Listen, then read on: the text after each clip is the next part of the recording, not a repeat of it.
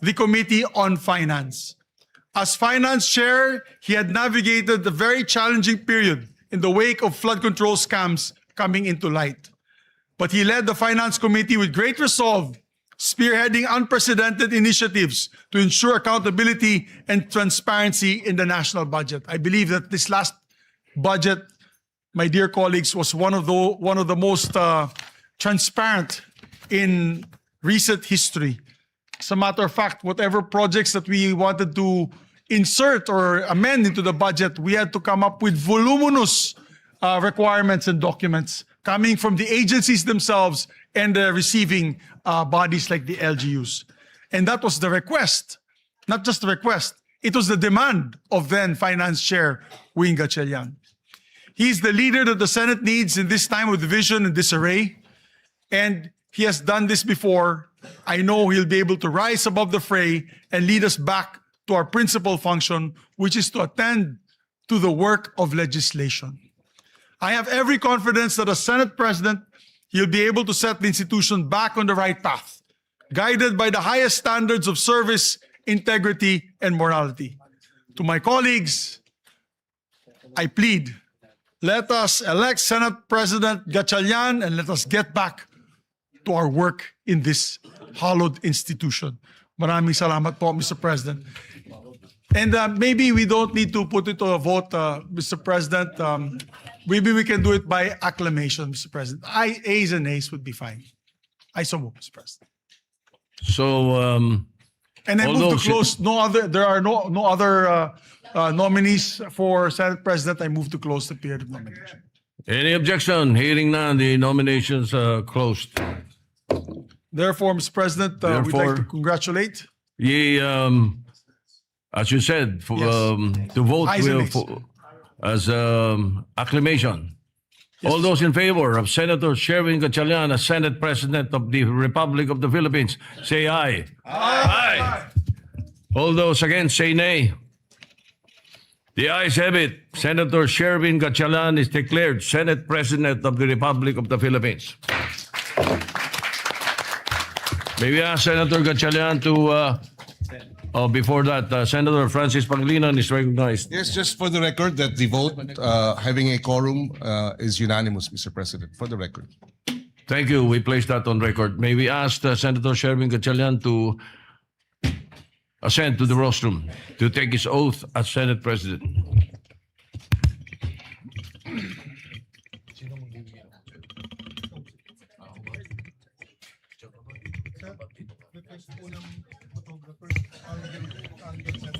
For the record, Mr. President.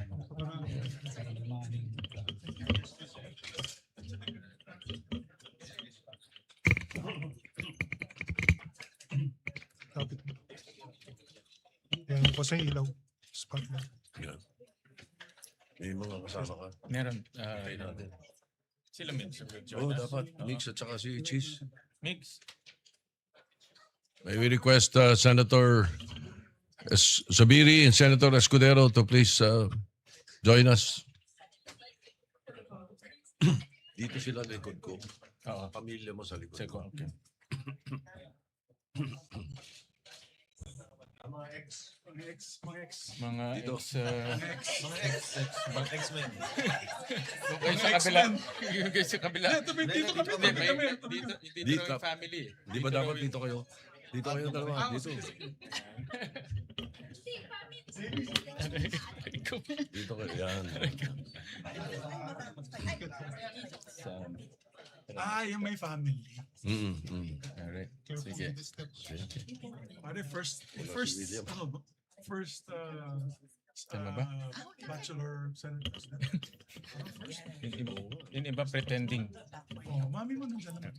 Diyan na. Leto na. Yeah, kompleto na. Okay. Please raise your right hand and repeat after me. I state your name. I, Sherwin Gatchalian, Having been elected to the position of Senate President, having been elected to the position of Senate President, do hereby solemnly swear do hereby solemnly swear that I will well and faithfully discharge that I will well and faithfully discharge to the best of my ability to the best of my ability the duties of my present position the duties of my present position and of all others I may hereafter hold and of all others I may hereafter hold under the Republic of the Philippines, under the Republic of the Philippines, that I will support and defend that I will support and defend the Constitution of the Philippines, the Constitution of the Philippines, that I will obey the laws, legal orders, and decrees that I will obey the laws, legal orders, and decrees promulgated by the duly constituted authorities, promulgated by the duly constituted authorities, and maintain true faith and allegiance and maintain true faith and allegiance to the Republic of the Philippines, to the Republic of the Philippines, and that I impose this obligation upon myself voluntarily, and that I impose this obligation upon myself voluntarily, without mental reservation without mental reservation or purpose of evasion. or purpose of evasion. So help me God. So help me God. Congratulations, sir. Thank you. Thank you.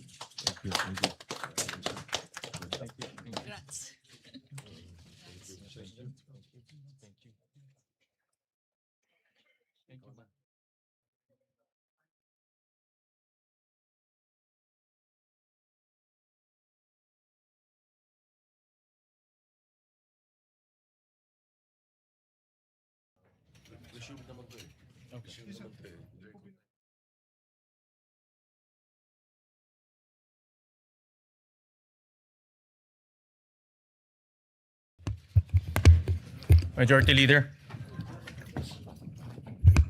Mr. President, just put on record as well that you have been ably discharging your function as Senate President Pro Temp and Acting President since your election in June 3, 2026. We'd just like to extend our congratulations on your elections as the new Senate President. Thank you. Thank you very much, Majority Leader.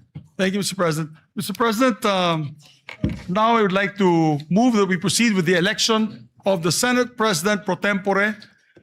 I so move, Mr. President. Is there any objection? Hearing none, the election of the Senate President Pro Tempore is in order. May I ask may we recognize, Mr. President, Senator Ping Lacson for the nomination? We recognize Senator Ping Lacson. Thank you, Mr. President. With your Honor's ascension as the fourth Senate President of the 20th Congress of the Republic of the Philippines, your previous post as Senate President Pro Tempore is now officially vacant. May I therefore nominate Senator Vicente Soto III to the position of Senate President Pro Tempore. Before I make my motion, Mr. President, I think I will be remiss of my duty and responsibility as a senator, colleague, and friend if I didn't thank and commend our two distinguished colleagues, Senator Chis Escudero and Senator Joel Villanueva, for responding to their higher calling for this chamber, our beloved institution known as the Philippine Senate. Higher than their friendships, their affiliations, and every individual member of this body, even higher than themselves. I would also wish to put on record that I intentionally and voluntarily relinquished the chairmanship of what is known or often referred to as the most powerful committee, the Blue Ribbon, for two primary reasons. Number one, I am tired of losing old friends and creating new enemies. And number two, there are other colleagues who are equally, if not more, qualified than this humble representation to take on the job. If there were no takers, I was willing, albeit with a heavy heart, to retain and continue sitting as chairman and resume a duty that I am morally and obligated to perform. With that, Mr. President, I move to nominate the position of Senate President Pro Tempore, Senator or the Honorable Vicente Soto III. I so move, Mr. Chairman. Mr. President. Thank you. Thank you. Majority Leader. Thank you, Mr. President. And just to give a short manifestation, Mr. President, I'd like to have the privilege to second the nomination of Senator Vicente C. Soto III as a Senate President Pro Temp. I was his majority leader in all three times he was elected as Senate President. It was an honor for me to be his majority leader. They used to call me Major as the major in the plenary. But I can say from experience that he's second to none when it comes to knowledge of our institutional rules, traditions, and processes. He's what we need in the Senate leadership today. Someone who will protect the stability of the Senate and uphold the rules that give this institution shape and direction. Therefore, I would like to second the nomination of Vicente C. Soto III as our Senate President Pro Tem. Mr. President, there being no other nominations, I therefore move that we close the period of nomination and proceed with acclamation. We therefore close the period of nominations and proceed to the voting for the Senate President Pro Tempore. Those who are in favor say aye. Aye. Those who are not in favor say nay. The ayes have it. Congratulations to our new Senate President Pro Tempore, Senator Tito Soto. May we proceed, Mr. President, with the oath taking of may we proceed, Mr. President, with the oath taking of the Senate President Pro Tem.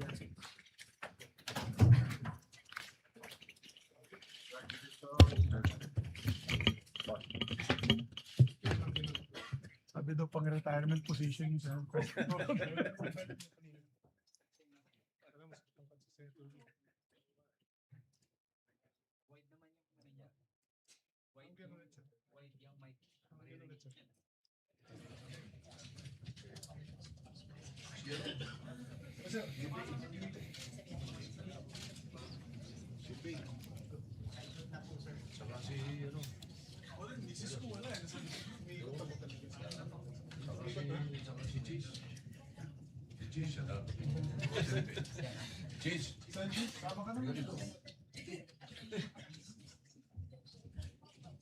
You want us to be behind you, sir?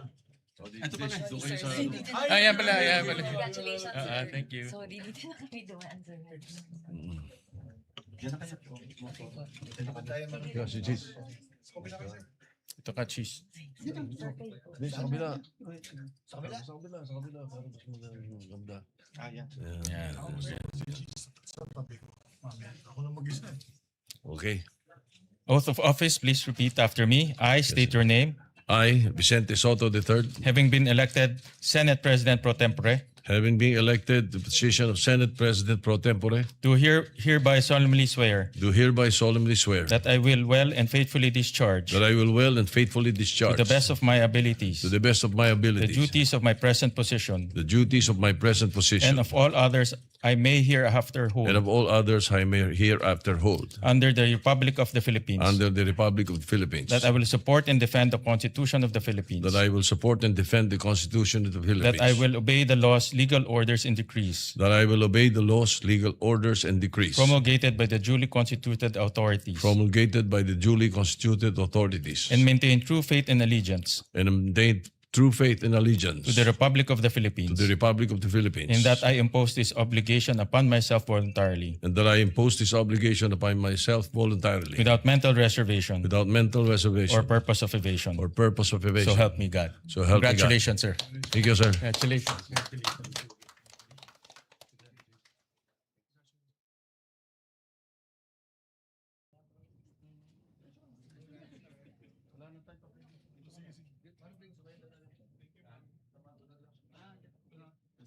JB, sama ka naman dito. Joel din, dating manjo.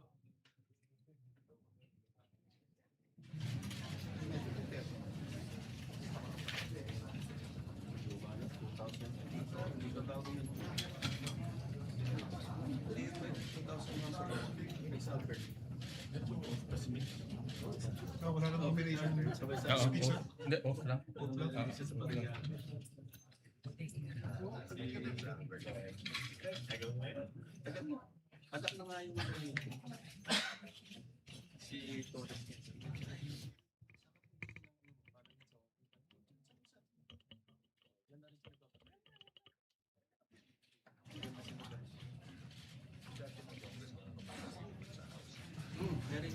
Mr. President, if I may be able to take my oath as well as Majority Leader, although I have been elected as the Chairman of the Rules Committee, but I was not able to take my oath the last June 3 meeting. Yes, we will administer the oath to Thank you very much, the Mr. Majority Leader.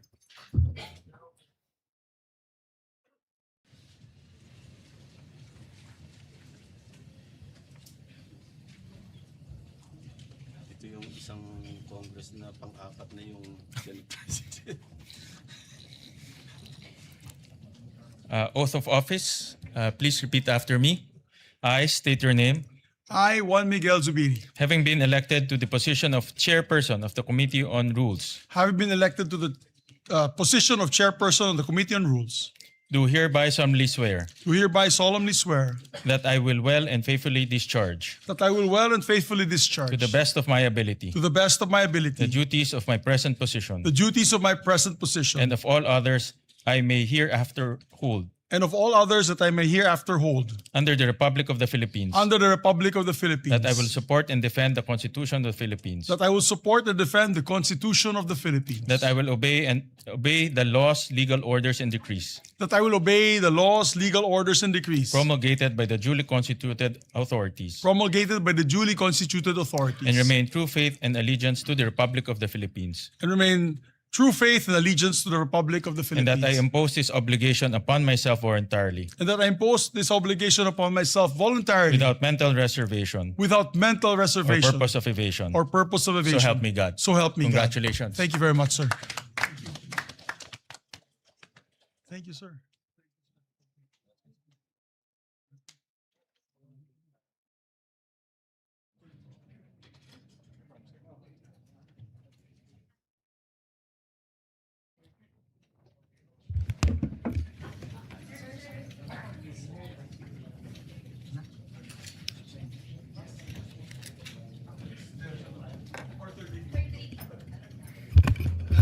Election ng committee, chairperson? Election ng committee chairperson.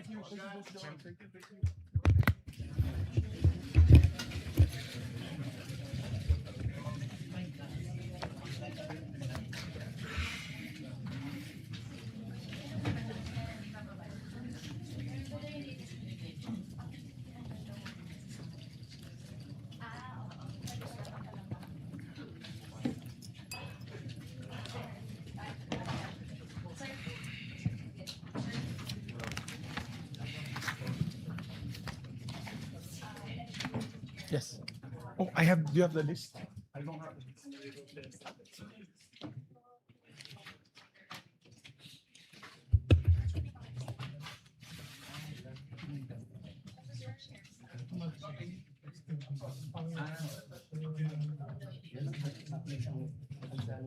Majority Leader. Yes, Mr. President, we're about to elect the members of the different committees so that we can buckle down to work, Mr. Correct. President.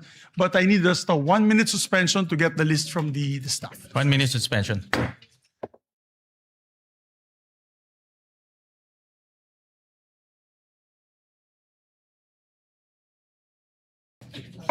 Mr. President, while our secretariat is still printing out the names of the other members of the committees, I'd just like to put on record the chairpersons of some of the committees have already been elected in June 3, 2026. To complete the committee chairmanships and memberships, I now move to elect the following senators as chairpersons and members of the following committees. If I may, Mr. President. Go ahead, Majority Leader. Mr. President, I move for the constitution of the Committee on Accountability and Public Officers and Investigations, or the Blue Ribbon Committee, to be composed of 17 regular members and 3 ex officio members, reflecting an 11-9 majority-minority ratio. With the chairperson being elected, which is Senator Erwin Tulfo, and with 3 ex officio members taken into account, I move that all majority members, with the exception of one, which is Senator Chis Escudero, he requested to be the one, not as a member of the committee, be elected as members of the said committee. I further move that all remaining senators who are currently in active discharge of their senatorial functions and who are not otherwise designated as ex officio members be elected as regular members, subject to the prescribed membership limit under the rules.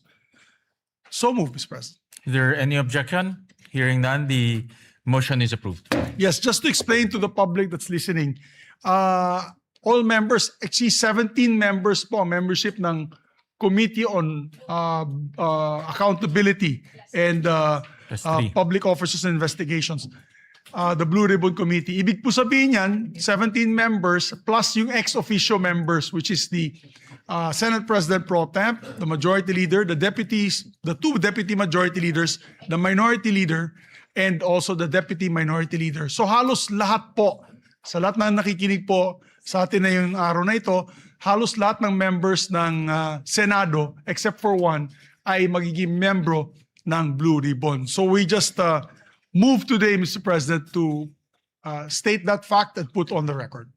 So noted. Thank you very much, Mr. President. And upon the instruction of the chairperson, Senator Erwin Tulfo, I manifest the designation of Senator Kiko Pangilinan as vice chairperson of the said committee. Is there any objection? Hearing none, manifestation is noted. Mr. President, I'd like to also move on the election of members of the Committee on Social Justice on the part of the majority. The chairperson is Senator Erwin Tulfo. The vice chairperson is Senator Risa Ontiveros. And the members are Senator Kiko Pangilinan, Senator Manuel Lito Lapid, and Senator Rafi Tulfo. Is there any objection? Hearing none, the motion is approved. Mr. President, I move to elect the members of the Committee on Energy. The chairperson being Senator Erwin Tulfo, Vice Chairperson Senator J.V. Ejercito, members Senator Risa Ontiveros, Senator Bam Aquino, Senator Lito Lapid, and Senator Rafi Tulfo. We still need two members of the majority. I'll wait for the chairperson to give me the names of the two additional members. I so move, Mr. President. Is there any objection? Hearing none, the motion is approved. Thank you, Mr. President. Mr. President, I move that we elect the members of the Committee on Trade, Commerce, and Entrepreneurship. As chairperson, Senator Bam Aquino, and as members, Senator J.V. Ejercito, Senator Cheese Escudero, Senator Manuel Lito Lapid, Senator Kiko Pangilinan, and Senator Rafi Tulfo. Is there any objection? Hearing none, the motion is approved. Mr. President, I move that we elect the members of the Committee on Constitutional Amendments and Revision of Codes. The chairperson being Senator Francis Kiko Pangilinan, and members Senators Risa Ontiveros, Senator Ping Lacson, Senator J.V. Ejercito, Senator Bam Aquino, Senator Lito Lapid, and Senator Cheese Escudero. I so move. Is there any objection? Hearing none, the motion is approved.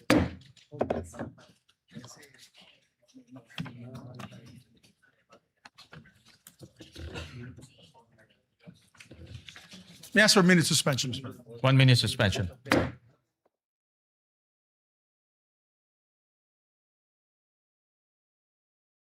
Also, the members of the Committee on Agriculture, Food, and Agrarian Reform. The chairperson being Senator Francis Kiko Pangilinan, the vice chairperson being Senator J.V. Ejercito, members Senator Risa Ontiveros, Senator Bam Aquino, Senator Lito Lapid, Senator Erwin Tulfo, Senator Rafi Tulfo, Senator Cheese Escudero, and Senator Joel Villanueva. I so move. Is there any objection? Hearing none, the motion is approved. Mr. President, I move that we elect also the members of the Committee on Basic Education, the chairperson being Senator Bam Aquino, members Senator J.V. Ejercito, Senator Risa Ontiveros, Senator Lito Lapid, Senator Kiko Pangilinan, Senator Rafi Tulfo, Senator Erwin Tulfo, and Senator Joel Villanueva. I so move. Is there any objection? Hearing none, the motion is approved. And Mr. President, I also like to move to the Commission on Appointments. We'd like to elect Senators Panfilo Lacson, Senator Mig Zubiri, Senator Joel Villanueva, Senator Risa Ontiveros, Senator Tito Soto, Senator Rafi Tulfo, and Senator J.V. Ejercito as members of the Commission on Appointments. Is there any objection? Hearing none, the aforementioned senators are hereby elected. Thank you, Mr. President. I would like to also move to elect Senators Bam Aquino, Senators Kiko Pangilinan, Senator Lapid, and Senator Escudero as members of the Senate Electoral Tribunal. Is there any objection? Hearing none, the aforementioned senators are hereby elected. Thank you, Mr. President. May I just ask for another minute suspension? 1 minute suspension.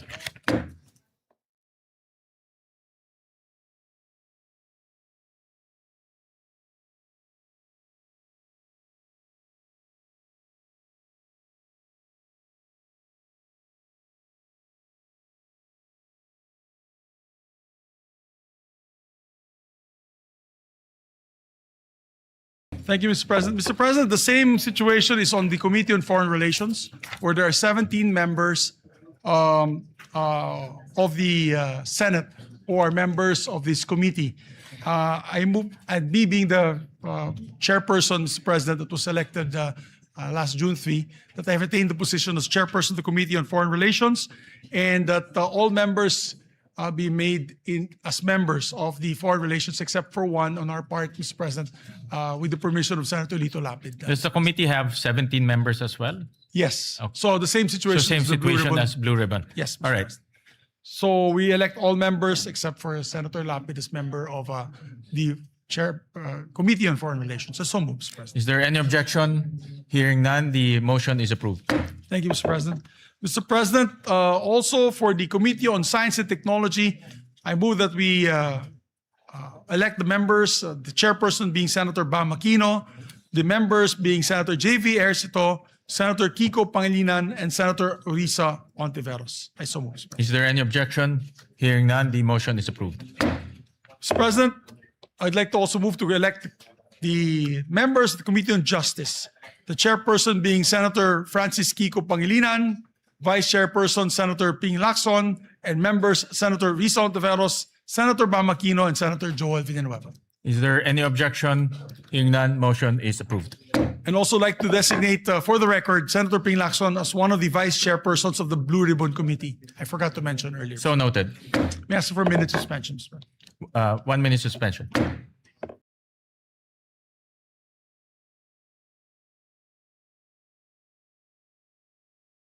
Also manifest for the record that in the Committee on Justice, the chairperson is automatically the member of the JBC. Yes. Which is Senator Francis Kiko Pangilinan. Correct. For the Senator record, Mr. President. Pangilinan will represent the Senate in the JBC. Mr. President, I move that we elect also members of the Committee on Rules. Mr. President, I move that we elect Senator J.V. Ejercito, Senator Ping Lacson, Senator Kiko Pangilinan, Senator Erwin Tulfo, and Senator Joel Villanueva as members of the Rules Committee. Mr. Is President. there any objection? Hearing none, the motion is approved. Thank you, Mr. President. Mr. President, we'd like to also elect the members of the Committee on Health and Demography, Mr. President.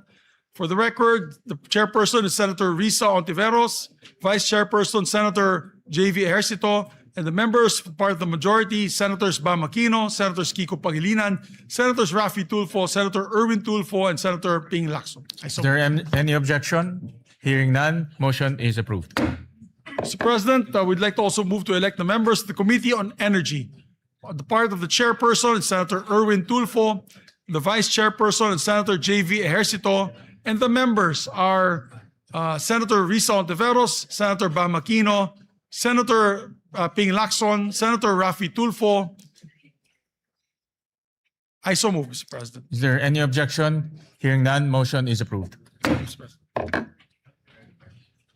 Mr. President, we'd like to also put on record the members of the Committee on Finance, Mr. President. Of course, the Committee on Finance is headed by the chairperson, Senator J.V. Ejercito. And with respect to the committee, each committee is composed of 20 members. So I move that all senators, with the exception of the Senate President and those serving in an ex officio capacity, be elected and designated as regular members of both committees. I so move, Mr. President. Is there any objection? Hearing none, the motion is approved.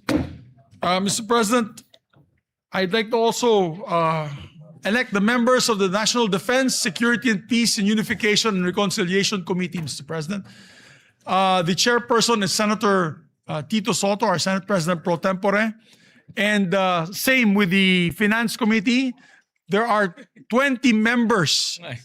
So I move that all senators, with the exception of the Senate President, those serving in an ex officio capacity, be elected and designated as members of the National Defense Committee. I so move, Mr. President. Is there any objection? Hearing none, motion is approved.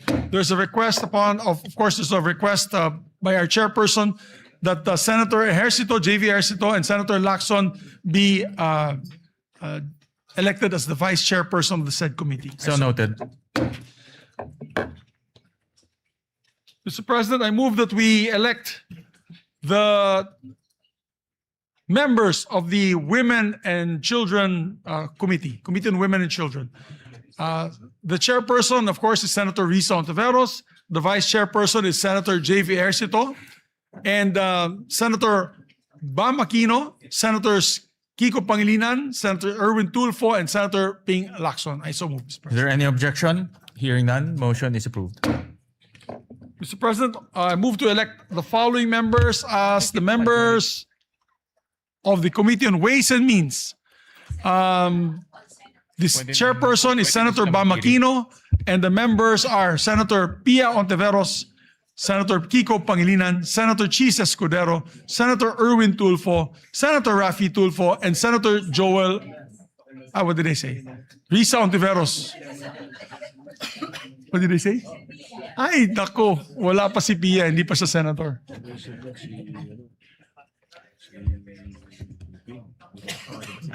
Senator Ping. Okay, my apologies, Mr. President. My apologies. The chairperson of the Ways and Means Committee is Senator Ping Lacson, Mr. President. And vice chair will be Senator Bam Aquino, Senator Risa Ontiveros, Senator Kiko Pangilinan, Senator Francis Escudero, Senator Erwin Tulfo, Senator Rafi Tulfo, and Senator Joel Villanueva. So moved, Mr. President. Is there any objection? Hearing none, motion is carried. May I ask for another minute suspension? Session suspended.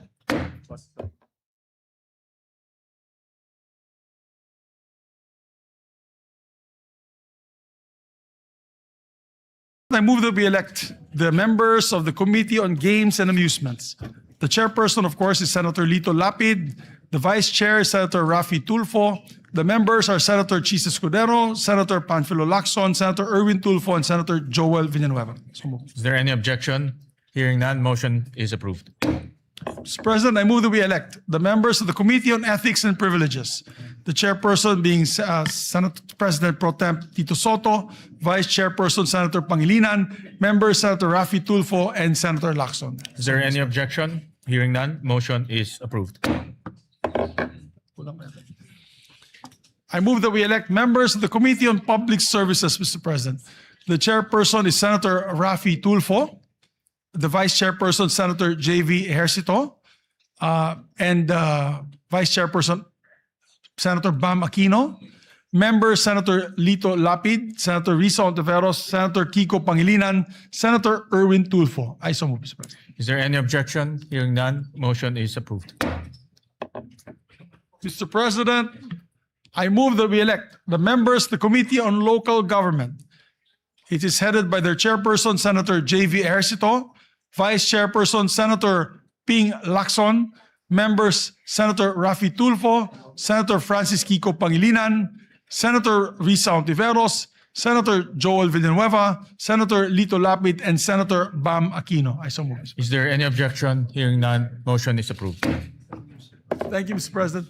Mr. President, I move that we elect the members of the Committee on Migrant Workers, headed by Senator Rafi Tulfo, Vice Chairperson Senator Joel Villanueva, members Senator Lito Lapid, Senator Erwin Tulfo, Senator Bam Aquino, Senator Risa Ontiveros, Senator J.V. Ejercito, and Senator Kiko Pangilinan. I so move. Is there any objection? Hearing none, motion is approved.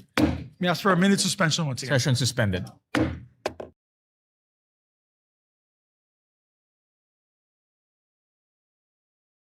Thank you very much, Mr. President. Mr. President, I'd like to ask my colleagues for a bit of patience because the lists were only given today and they're just verifying all the names na hindi magdodoble po tsaka hindi po tayo sumobra sa allotted Number of ratio seats. natin, Mr. President. So, and I'd just like to reiterate the election of the JBC representatives pursuant to Article 8, Section 8 of the Constitution. I move to elect Senator Francis Pangilinan as the Senate representative to the Judicial and Bar Council. Vice Sen. Rodante Marcoleta. I so move, Mr. President. Is there any objection? Hearing none, Senator Francis Pangilinan is hereby elected to the JBC. Mr. President, I move that we elect, I move that we retain Senator Joel Villanueva as chairperson of the Committee on Higher Education. And his vice chairman will be Senator Ejercito. Members Senator Bamakino, Senator Kiko Pangilinan, Senator Raffy Tulfo, and Senator Escudero. I so move, Mr. Is President. there any objection? Hearing none, motion is approved. And I'd like to make a correction. In the Committee on Games, it's not Senator Raffy Tulfo who's the vice chairperson. It is Senator Erwin Tulfo. So noted. My apologies to the chairperson. As regards to the CA membership, Mr. President, for the record, that this representation and that of Senator Soto, our vice, we replace Senators Lito Lapid and Senator Mark Villar respectively, for the record, Mr. President. Yeah. So noted. Mr. President, we'd like to also elect the members of the Committee on Labor. Chairperson, Senator Joel Villanueva. Vice Chairperson, Senator J.V. Ejercito. And members, Senator Raffy Tulfo, Senator Erwin Tulfo, Senator Bam Aquino, Senator Risa Ontiveros, Senator Pangilinan, and Senator Escudero, Mr. President. Is there any objection? Hearing none, motion is approved. And Mr. President, I move to formally elect as well my deputy majority floor leaders. We'd like to elect and move to elect Senators J.V. Ejercito as my senior deputy majority leader, who one day in the near future will become the majority leader, I hope, after his job in the Finance Committee, and this representation will just retire. Also, we'd like to also elect, Mr. President, our former majority leader, Senator Joel Villanueva, as deputy majority floor leader. Is there any objection? Hearing none, motion is approved. Thank you very much, Mr. President. May I ask for another minute suspension? Session suspended. Still waiting for the names of the committee memberships of the other remaining committees. May we request our members and colleagues to come back to the floor so that we may proceed for a third reading vote. And then the adoption of the resolution on Mindanao that will be authored by Senator Joel Villanueva. So may we just ask our members to please proceed to the plenary for a third reading. Fine.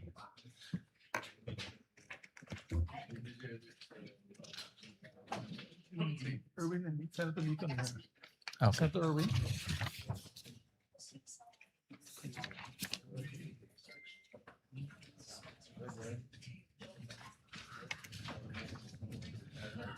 So, Mr. President, I move that we consider on third reading several bills, printed copies of which have been electronically distributed to the senators on May 25 and May 26, 2026, in compliance with the 3-day rule of the Constitution. With that, Mr. President, I move to consider on third reading Senate Bill number 2092. This is the bill declaring waling-waling as our national orchid, Mr. President. I so move. Is there any objection? Hearing none, the consideration of Senate Bill number 2092 on third reading is in order. The Secretary is directed to read the title of the bill. An act declaring the waling-waling Vanda sanderiana as the national orchid of the Philippines. And proceed with the roll call vote. Roll call vote. Senator Aquino, Senator Cayetano Alan, Senator Cayetano Pia, Senator De La Rosa, Senator Ejercito, Senator Escudero, Senator Estrada, Senator Go, Senator Ontiveros, Senator Lacson, Senator Lapid, Senator Legarda, Senator Marcoleta, Senator Marcos, Senator Padilla, Senator Pangilinan, Senator Soto, Senator Tulfo Erwin, Senator Tulfo Raffy, Senator Villanueva, Senator Villar Camille, Senator Villar Mark, Senator Zubiri, Yes. Senate President Gatchalian. Yes. With 13 affirmative votes, 0 negative votes, 0 abstention, SB number 2092 is approved on third reading. Thank you, Mr. President. Mr. President, I move to consider third reading House Bill number 6639. This is the bill granting Philippine citizenship to Benny Boatwright III. I so move. Is there any objection? Consideration of House Bill number 6639 on third reading is in order. The Secretary is And directed. before we proceed with the voting, Mr. President, I would just like to put on record, they were here 3 days straight in the last, before we ended the session, and I think they're back onto training. So I think it's okay that we elect them in absentia because they deserve it, Mr. President. They were here 3 days before we ended session. Correct. In fairness to them, they were here present Yes, physically both- for 3 both, days. members, it's not both, their fault that gentlemen. their citizenship was not considered last time. And I understand that they're now undergoing training Yes. and representing the country. Yes. Senator Kiko Pangilinan is recognized. That is correct, Mr. President. They were here, a sponsor of the measure. They were here every day and witnessed the proceedings or the lack of proceedings. But then we will make arrangements, Mr. President, that when we when we convene for the SONA, or perhaps that week of the SONA, that they come and visit us here in plenary, Mr. President. Both Benny Boatwright and Matt Ramos, Mr. President. And we take note of that. So we move to So, proceed with the roll yeah. call vote, Mr. President. The Secretary is directed to read the title of the bill and proceed with the roll call vote. An act granting Philippine citizenship to Benny Francois Boatwright III. Roll call vote. The Honorable Senator Aquino, Senator Cayetano Alan, Senator Cayetano Pia, Senator De La Rosa, Senator Ejercito, Senator Escudero, Senator Estrada, Senator Go, Senator Tiveros, Senator Lacson, Senator Lapid, Senator Legarda, Senator Marcoleta, Senator Marcos, Senator Padilla, Senator Pangilinan, Senator Soto, Senator Tulfo Erwin, Senator Tulfo Rafi, Senator Villanueva, Senator Villar Camille, Senator Villar Mark, Senator Zubiri, Senate President Gatchalian. With 13 affirmative votes, 0 negative votes, 0 abstentions, House Bill number 6639 is approved on third reading. Thank you, Mr. President. Mr. President, move to consider as well for third reading vote House Bill number 6644, the bill granting Philippine citizenship to Matthew James Ramos. I so move, Mr. President. Is there any objection? Hearing none, consideration of House Bill number 6644 on third reading is in order. The Secretary is directed to read the title of the bill and proceed with the roll call vote. An act granting Philippine citizenship to Matthew James Ramos. Roll call vote. Senator Aquino, Senator Cayetano Alan, Senator Cayetano Pia, Senator De La Rosa, Senator Ejercito, Senator Escudero, Senator Estrada, Senator Go, Senator Antiveros, Senator Lacson, Senator Lapid, Senator Legarda, Senator Marcoleta, Senator Marcos, Senator Padilla, Senator Pangilinan, Senator Soto, Senator Tulfo Erwin, Senator Tulfo Rafi, Senator Villanueva, Senator Villar Camille, Senator Villar Mark, Senator Zubiri, Senate President Gatchalian. Yes. With 13 affirmative votes, 0 negative votes, 0 abstentions, House Bill number 6644 is approved on third reading. Thank you very much, Mr. President. Congratulations to the authors and sponsors of the three measures. Mr. President, I move that we dispense with the reading of the journals of the 68th and 69th session, May 26 and June 3, 2026, and consider the same as approved. Is there any objection? Hearing none, the motion is approved. Mr. President, now we take up a very important measure that our dear colleague, distinguished former majority leader, had filed. I move that we consider proposed Senate Resolution number 447, and this is a resolution urging adequate funding for Mindanao earthquake relief and rehabilitation. I so move, Mr. President. Is there any objection? Hearing none, the motion is approved. Mr. President, I move that we recognize a distinguished former majority floor leader, our deputy majority floor leader, no other than our distinguished colleague from Bulacan, Senator Joel Villanueva. We recognize the distinguished gentleman from Bulacan. Thank you very Senator much, Villanueva. Mr. President, our distinguished majority leader. Mr. President, distinguished colleagues, it is an honor to rise before this august chamber to sponsor proposed Senate Resolution number 447, urging the national government to ensure adequate funding and resources for the relief, rehabilitation, reconstruction, and recovery of communities devastated by the recent earthquake in Mindanao. Ginoong Pangulo, ang usapin po natin ngayon ay hindi lamang tungkol sa pondo. Ito po ay tungkol sa mga buhay na winasak ng lindol at sa ating tungkulin na tulungan ang ating mga kababayan na muli pong makabangon. Noong pong ikawalo ng Hunyo, isang magnitude 7.8 na lindol ang tumama malapit sa Sarangani Province. Sa loob lamang po ng ilang minuto, nagbago ang buhay ng daang-daang libong Pilipino.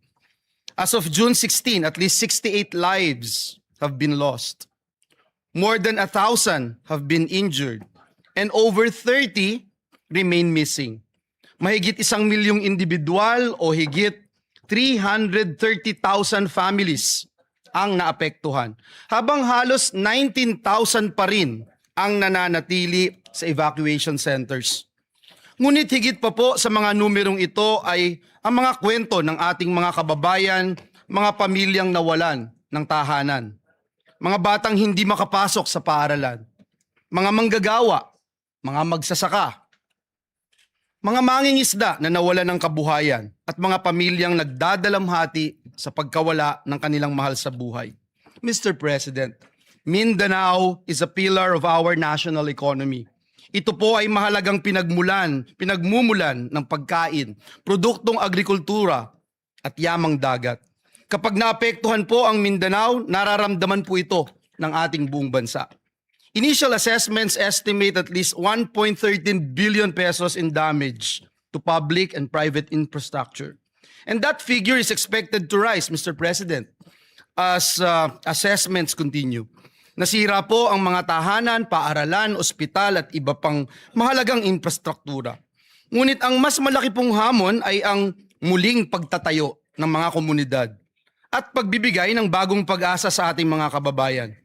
Kaya Ginoong Pangulo, sa pagkakataong ito, nais po nating makita, nais natin din pong kilalanin, lalo na ang ating mga rescue workers, health workers, uniformed personnel, volunteers, local officials at humanitarian organizations na wala pong sawang tumutulong sa mga nasalanta. Ngunit alam po natin, Ginoong Pangulo, alam natin na hindi po sapat ang bayanihan lamang. Heroism saves lives, but resources rebuild communities. Compassion comforts victims, but funding restores livelihoods. Kaya po kinakailangan nating tiyakin na ang lahat ng magagamit na pondo at suporta ng ating pamahalaan ay agad-agad na mapakilos upang mapabilis ang relief, rehabilitation, reconstruction at pagpapanumbalik ng kabuhayan sa mga apektadong lugar. Ginoong Pangulo, sa panahon po ng sakuna, nasusukat hindi lamang po ang tibay ng ating mga infrastruktura, kundi ang tibay ng ating pagkakaisa bilang isang bansa. Ngayon ang panahon upang patunayan na walang Pilipinong maiiwan. And for these reasons, Mr. President, I respectfully seek the support of our esteemed colleagues for the immediate adoption of this resolution. Marami pong salamat at pagpalain tayong lahat ng ating Panginoong Diyos. Senator Erwin Tulfo is recognized, then Senator Kiko Pangilinan. May we recognize as well Senator J.V. Ejercito to And sponsor. Senator, we And then recognize, after which, sorry. yeah, I we just- recognize Senator JV first for his Yes, I have the co-sponsorship. list. It's the Senator J.V. Ejercito, Mr. President. After that, Senator Kiko Pangilinan and Senator Erwin Tulfo. And Senator Raffy Tulfo after. So we first recognize Senator JV Ejercito. Thank you, Mr. President. Ginoong Pangulo, mga kasamahan sa Senado at sa mga kababayan natin sa Mindanao, magandang umaga po. I rise today to co-sponsor proposed Senate Resolution number 447, a resolution urging the national government to take all necessary measures to ensure the availability of adequate funding and resources for the relief, rehabilitation, reconstruction, and recovery of communities affected by the recent devastating earthquake in Mindanao. Through the resolution, the Senate joins the nation in mourning and honoring the lives lost during the devastating earthquake that hit our brothers and sisters in Mindanao, particularly the province of Sarangani, South Cotabato, Davao Occidental, and Davao del Sur. 68 deaths were reported by the National Disaster Risk Reduction and Management Council, while 33 remain missing according to the latest reports made by the NDRRMC last Tuesday. Mr. President, ang mga buhay pong ito ay hindi numero lamang. These are lives and futures that were abruptly cut short by this disaster. Ang bawat isa sa kanila ay may pangalan, mayroong kwento, mayroong pangarap, at may mga mahal sa buhay na naiwan. Sila ay mga anak, asawa, kapatid, kaibigan, at mga mahal nating mga kababayan.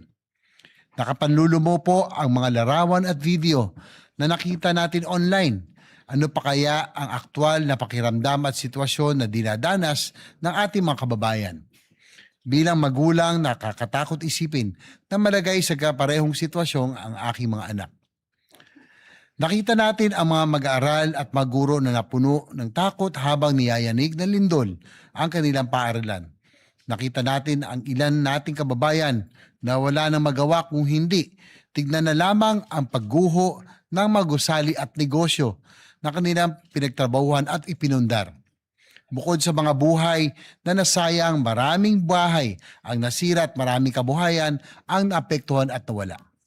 Mr. President, this tragedy is a painful reminder that the country is so vulnerable to disasters and calamities, and that we have so much work to do in terms of disaster preparedness.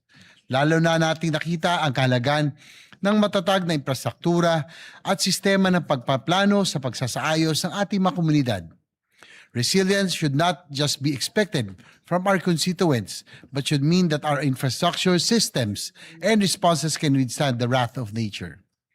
Sa ilalim ng liderato ni Senate President Buizon Gatchalian, mabilis na nakapag-abot ng paunang tulong ang Senado sa mapektadong komunidad. Subalit alam natin na hindi matatawaran ng kahit anong ayuda, donasyon o anumang halaga ang mga buhay na nawala at ang sakit ng trahedya na dinaranas ng mga naiwang pamilya. Kaya naman, nakikiisa ko sa panawagan na sa pamamagitan ng Senate Resolution na ito ay tiyakin ng ating pamahalaan ang agaran at pangmatagalang suporta para sa rehabilitasyon at pagbangon ng Mindanao. Bigyan natin ng malalim na kahulugan ang mga nawalang buhay sa pamamagitan ng pagtiyak na ang naiwan ay muling makapagsisimula. Ginoong Pangulo, gagawin natin ang ating tungkulin dito sa Senado. Bilang inyong bagong halal na chairman ng Committee on Finance, titiyakin natin na mayroong nakalaang suporta upang maibalik ang kaayusan, seguridad at dignidad ng pamumuhay ng mga kapatid natin sa Mindanao na lubhang naapektuhan ng sakuna. Maraming pagsubok na ang dinaanan ng ating bansa, maraming bagyo, lindol at iba pang kalamidad at pandemya ang sumubok sa tibay ng sambayanang Pilipino. Sa mga panahong mahirap para sa ating mga kababayan, ang pagbangon, ipakita natin na mayroon silang maasahan na gobyerno at mga namumuno. Lubos po tayo nakikiramay sa mga pamilyang nawalan at nakikisa tayo sa buong Mindanao sa panahong ito ng pagdadalamhati. Pagbangon Mindanao, maraming salamat po. Maraming salamat, Senator JB. We recognize Senator Erwin Kiko Pangilinan.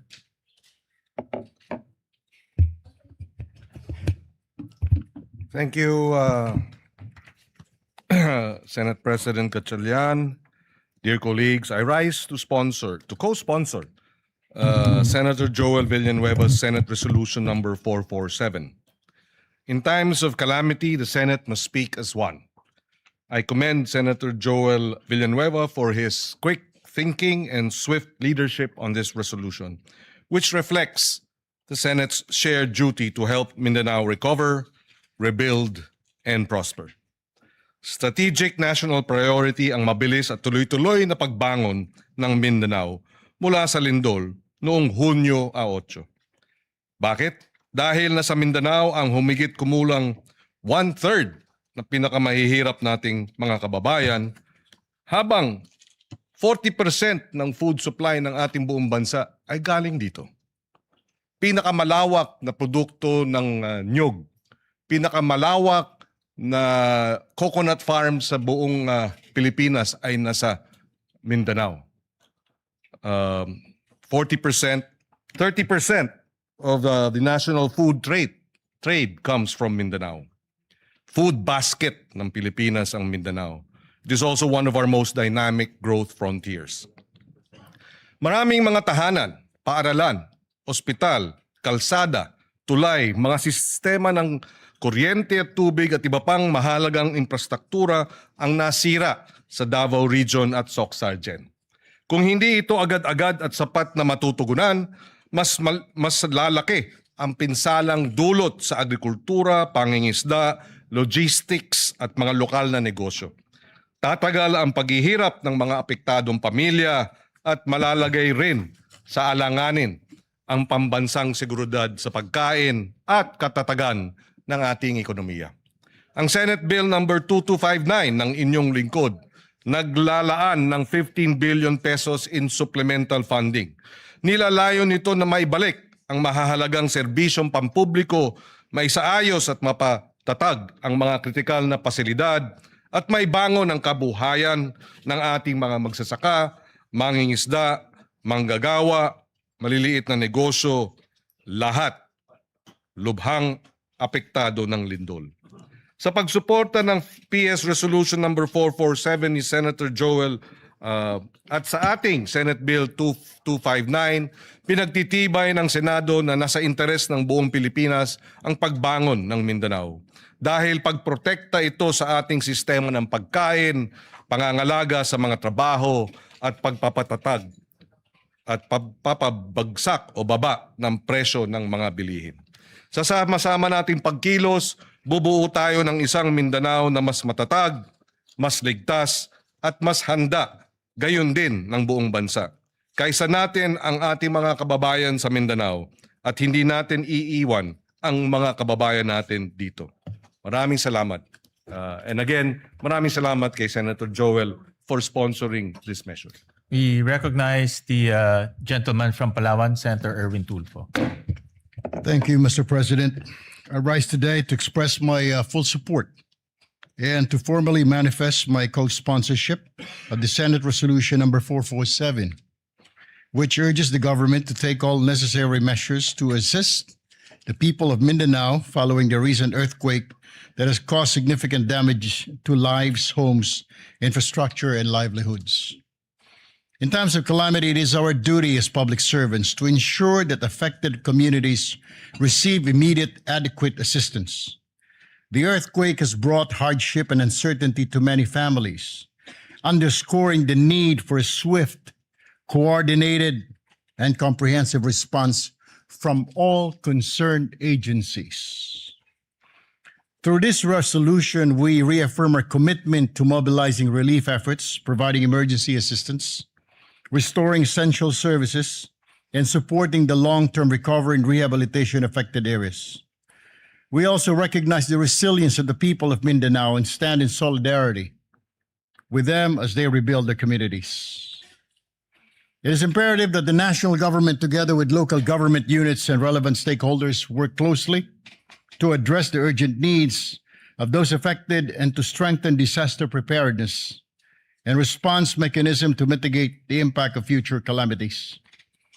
Ginong Pangulo at mga kasamahan, ito po yung sinasabi ko noon pa at paulit-ulit ko na sinasabi. Isang tabi po natin ang ating mga personal or group interest, alang-alang po sa mas nakakarami sa atin. We commend Senator Joel Villanueva for coming in today to file this resolution for the victims of the Mindanao quake. Thank you, Senator Joel Villanueva, for this resolution. For this reason, I wholeheartedly support and co-sponsor Senate Resolution number 447, Mr. President, and urge its immediate adoption. Thank you and good morning. Any more, Majority Leader? Any more, Senator Rafi? Yeah. While waiting for Senator Rafi, let me commend the resolution filed by Senator Joel Villanueva, PS Resolution 447. Ito po ay napapanahon dahil po yung naranasan ng Mindanao, particularly Sarangani and Jensan, ay isa sa pinakamalakas na lindol na naranasan po ng ating bansa. At marami pong infrastruktura na nasira doon. Nakita ho namin ni Senator Erwin, Senator JV at Senator Migs. At marami rin pong nasawi na buhay. At kami po ay nakikiramay at nakikiisa po sa mga kababayan ho natin sa Jensan, Sarangani at sa lahat pong ng lugar na tinamaan po ng lindol. At kaya po nagbibigay pugay ho kami kay Senator Joel dahil ito pong resolusyon ay nagdedirekta ng mabilis na action o mabilis na action at mabilis po na pag-release ng pondo para po makatulong po sa mga kababayan natin sa Mindanao. With that, we recognize Senator Rafi Tulfo. Mr. President, colleagues, I rise today to express my strong support for Senator Joel Villanueva, Senate Resolution 447 and 452 concerning the recent 7.8 earthquakes which struck Mindanao last June 8, 2026. Hindi basta numero mga biktima ng lindol o anumang kalamidad. Sila po ay mga pamilyang nawala ng mga mahal sa buhay, tahanan at kabuhayan. The people of Mindanao have shown remarkable resilience in the face of adversity. Ngunit hindi sapat ang katatagan lamang. Hindi natin maaaring iasa sa tibay ng loob ng ating mga kababayan ang kanilang pagbangon. Kailangan nila ang agarang tulong at buong suporta ng pamahalaan upang muling maitayo ang kanilang mga buhay at komunidad. These resolutions recognize the urgent need to assess the full extent of the damage, ensure the relief and rehabilitation efforts are delivered efficiently, and identify measures that will strengthen the preparedness of our community against future disasters. Kasabay po nito, kinikilala natin rin ang kabayanihan ng ating mga rescue workers, medical teams at frontliners na nagbuwis ng oras at lakas upang pangunahan ang ating recovery efforts. For these reasons, I express my support, again, for Senate Resolution 447 and 452, and urge my colleagues to continue working together to ensure that the affected communities receive the assistance, rehabilitation, and protection that they deserve. May we continue to pray for their rehabilitation and for the continued safety of all our kababayans. Maraming salamat po, Mr. President. Thank you. Thank you very much for the co-sponsorship speech. Majority Leader, any more Thank you very much, Mr. co-sponsorship? President. With that, no other members wish to sponsor the measure. I move that all members present be made co-sponsors, Mr. President. Is there any objection? Hearing none, motion is approved and made. All senators are made co-sponsors of this bill. Yes, Mr. President. Those are present today. Mr. President, I move that we adopt proposed Senate Resolution number 447. I so move, Mr. Is President. there any objection? Hearing none, proposed resolution 447 is hereby adopted, subject to style. Thank you, Mr. President. And we would like to thank Senator Joel Villanueva for filing this measure. Kami po sa Mindanao ay nagpapasalamat po sa kanya sa malasakit po niya sa amin sa Mindanao. Maraming po salamat kay Senator Joel. With that, Mr. President, I move to also take up proposed Senate Resolution number 452 and ask the Secretary to read the title of the measure. Resolution expressing the profound gratitude of the Senate of the Philippines to the rescue workers, social welfare and healthcare personnel, local government units, uniformed services, civil volunteer groups, and all humanitarian responders for providing swift life-saving assistance to affected communities in the aftermath of the magnitude 7.8 earthquake that struck Mindanao. Health workers. Thank you, Mr. President. Mr. President, you are the sponsor Yes, of the Mr. measure, Pres- Mr. President. Do you wish to Yes, Mr. sponsor President, or- I will just, Majority Leader, I will just insert my sponsorship speech for this resolution. Pero ito po ay simpleng pasasalamat sa ating mga frontliners, sa DSWD, in particular the Armed Forces of the Philippines who provided logistical support sa mga sinalanta po ng lindol. Kaya po ito ay isang pasasalamat sa lahat po ng frontliners natin. Kasama na rin po yung LGU. na talagang kaagad rumisponde sa pinsala ng lindol. Thank you, Mr. President. Pero meron na po tayong mga kasamahan. Mr. President, with your permission and permission of the body, would like to give short sponsorship speeches. Yes. May we recognize Senator J.V. Ejercito? He'll also insert to the records his sponsorship speech. And we'd like to recognize Senator Erwin Tulfo. We recognize Senator Erwin Tulfo for his co-sponsorship speech.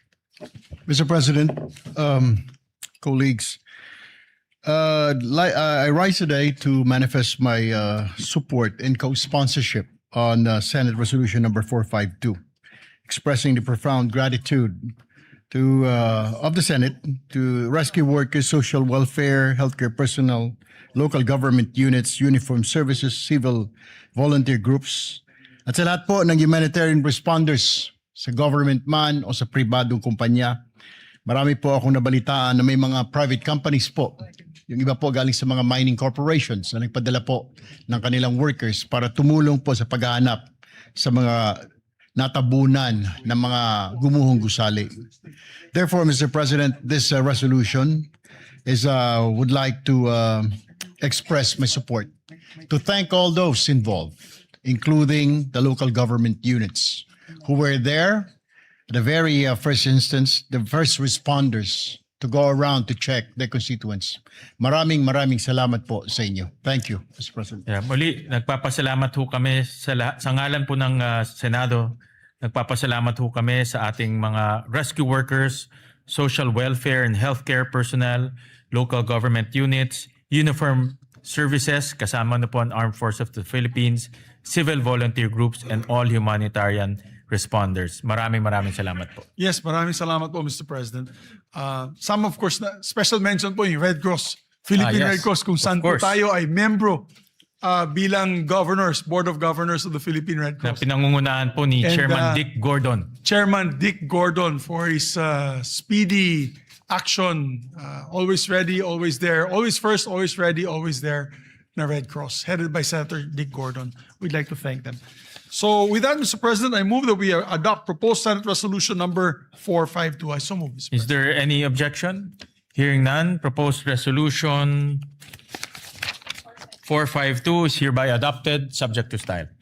Thank you very much, Mr. President. Mr. President, we have a few bills that we can take up on the floor. Maybe we can just take this up already. We have to show our kababayans that we are working. We are going to pass several measures today. Mr. President, I move that we resume consideration on Senate Bill number 1990 under Committee Report number 52. I so move, Mr. President. This is for a period of, it's in the period of amendments, this measure. Is there any objection? Hearing none, the motion is approved. The measure is sponsored by our chairman, the Committee on Agriculture, Senator Francis Kiko Pangilinan. This is an act ensuring the development and promotion and protection of agricultural and fisheries cooperatives. Magandang panukala po ito, Mr. President.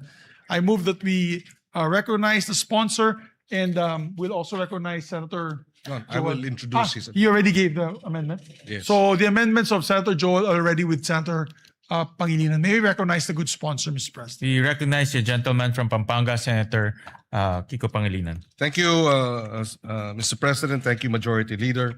Mr. President, as earlier manifested, we are in the period of amendments.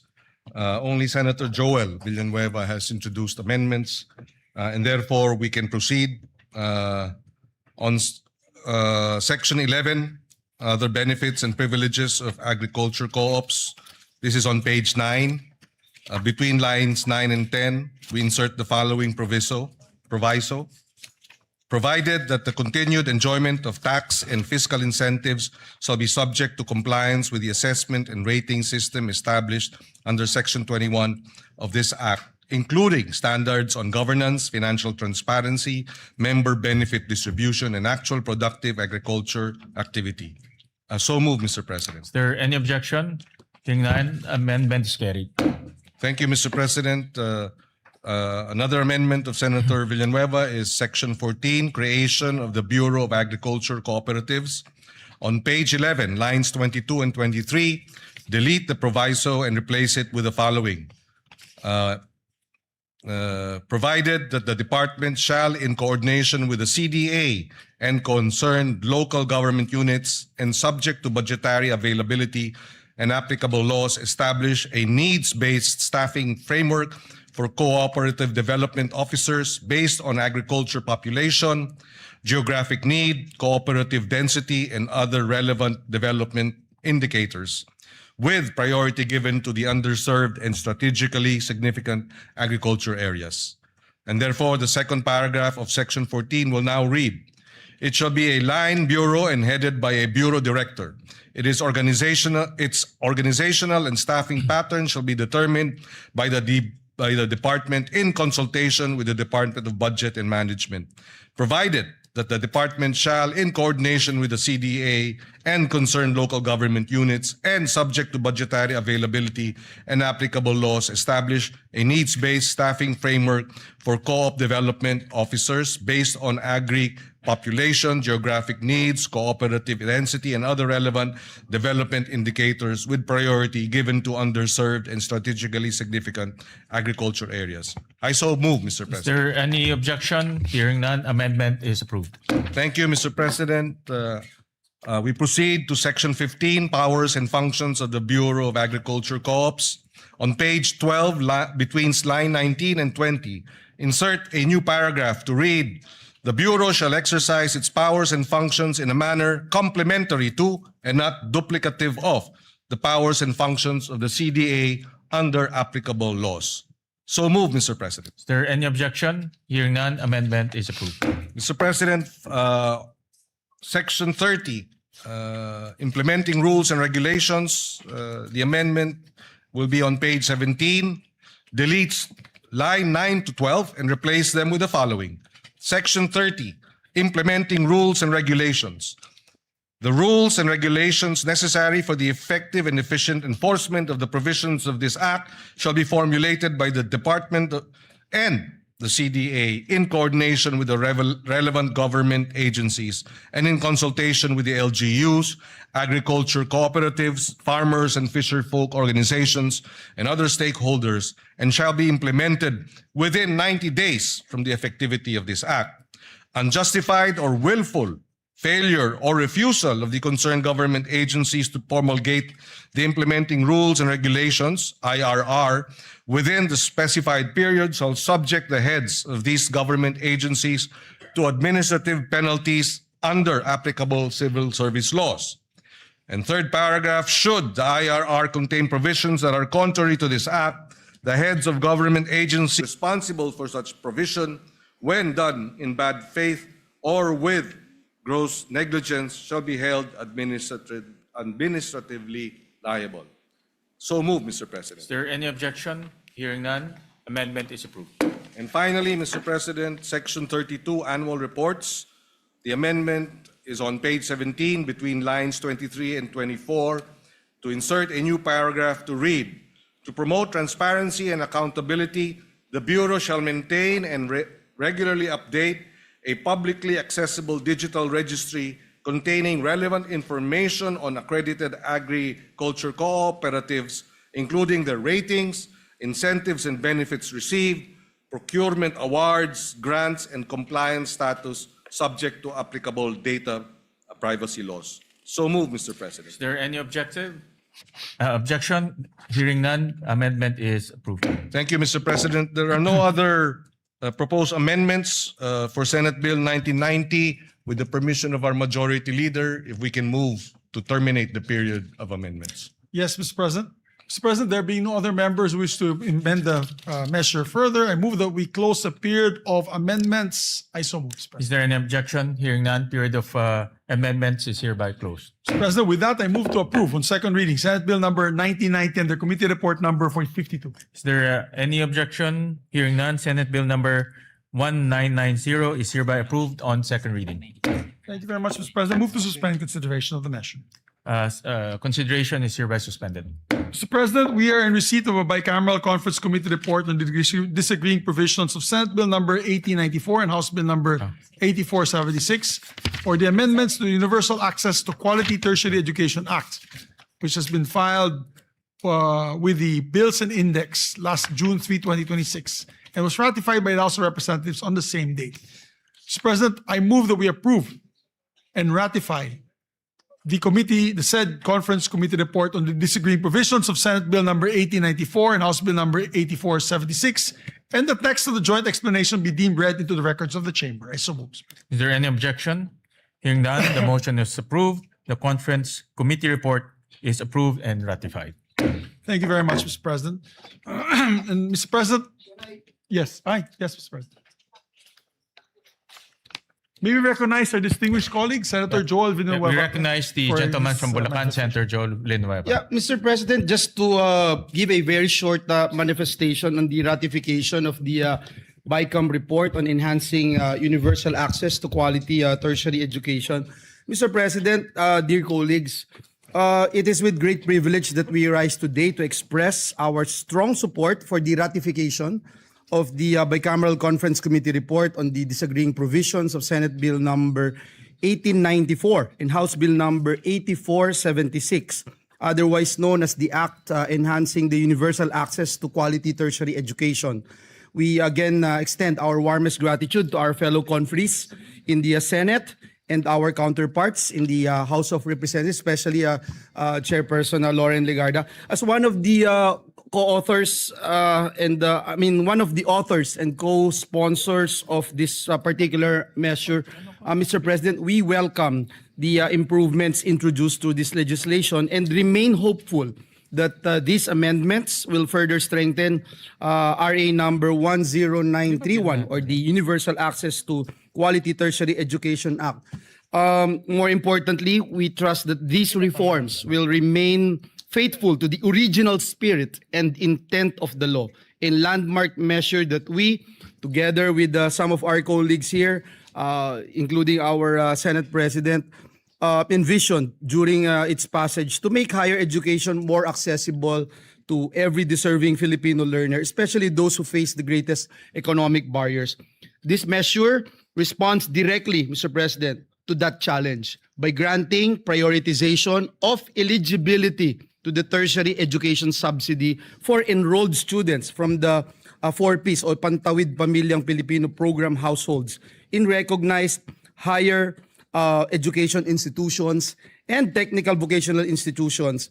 We are helping, Mr. President, ensure that financial hardship does not stand in the way of educational opportunity. So ultimately, Mr. President, this measure advances our collective goal of building a more equitable and inclusive education system.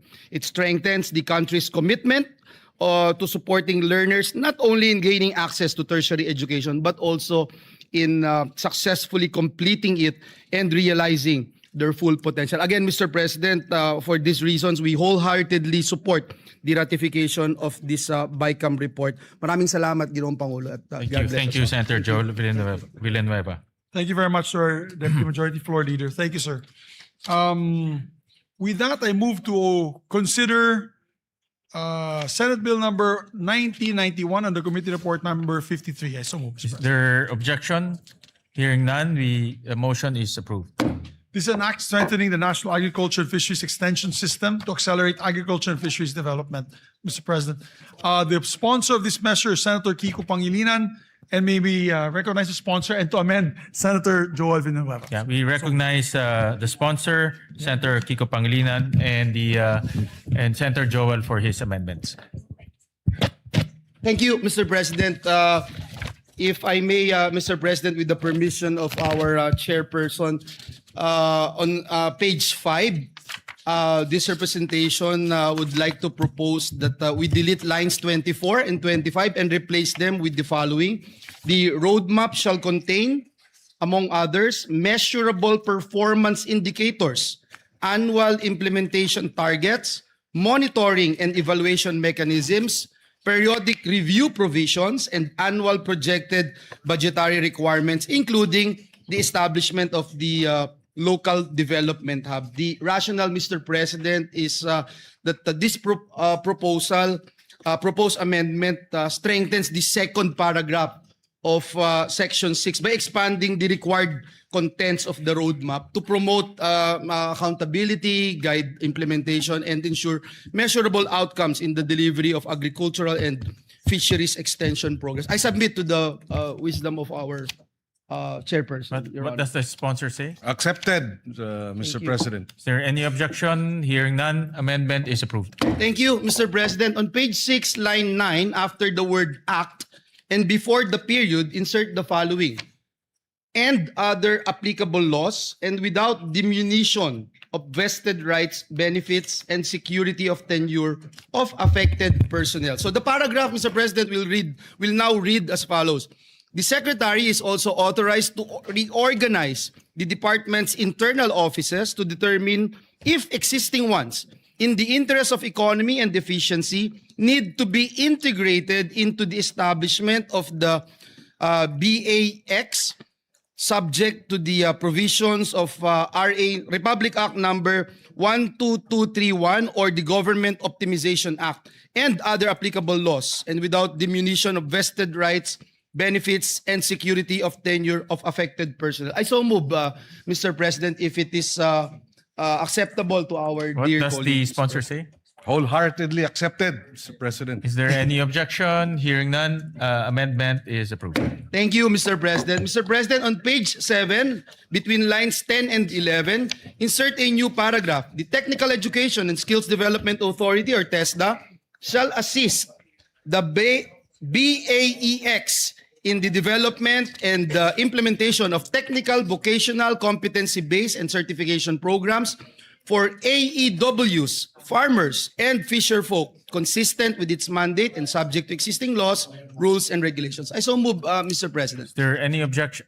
What does the sponsor say? If it is accepted. Yes, being the testament, Mr. President, we accept fully and wholeheartedly this amendment. Any objection? Hearing none, the amendment is approved. Thank you again, Mr. President, to our sponsor. On page 10, line 14, after the period, insert the following sentence.